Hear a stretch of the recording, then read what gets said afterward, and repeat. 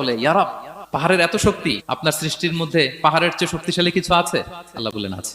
সেটা কি? আল্লাহ বললেন সেটা লোহা, কারণ লোহা দিয়ে পাহাড় কাটা যায়, ঠিক কিনা?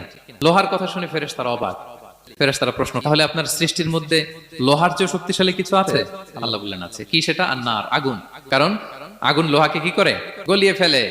ফেরেশতারা শুধু অবাকই হচ্ছে। ফেরেশতারা বলে, আগুনের চেয়ে শক্তিশালী কিছু আছে? আল্লাহ বলে আছে, আলমা, পানি। কারণ আগুনে দাউ দাউ করে জ্বলে ওঠা আগুনের মধ্যে পানি দিলে আগুন অস্তিত্ব হারায়। ফেরেশতারা শুধু অবাকই হচ্ছে। তারা বলে, তাহলে পানির চেয়ে শক্তিশালী কিছু আছে? আল্লাহ বলেন আছে, রিহ, বাতাস। কারণ বাতাস পানিকে একদিক থেকে আরেক দিকে নিয়ে যায়। জলের মধ্যে বায়ুর উচ্ছ্বাস লাগলে জলোচ্ছ্বাস তৈরি হয়, ঠিক কিনা? ফেরেশতারা আবার অবাক হয়ে বলে, তাহলে বাতাসের চেয়ে শক্তিশালী কিছু আছে? আল্লাহ বললেন আছে। সেটা কি? বলতেছে বনি আদম। ওই মানুষ শক্তিশালী যে গোপনে দান করে, এত গোপনে যে ডান হাত কি দান করলো, বা হাত সেটা টের পায় না। পড়েন সুবহানাল্লাহ।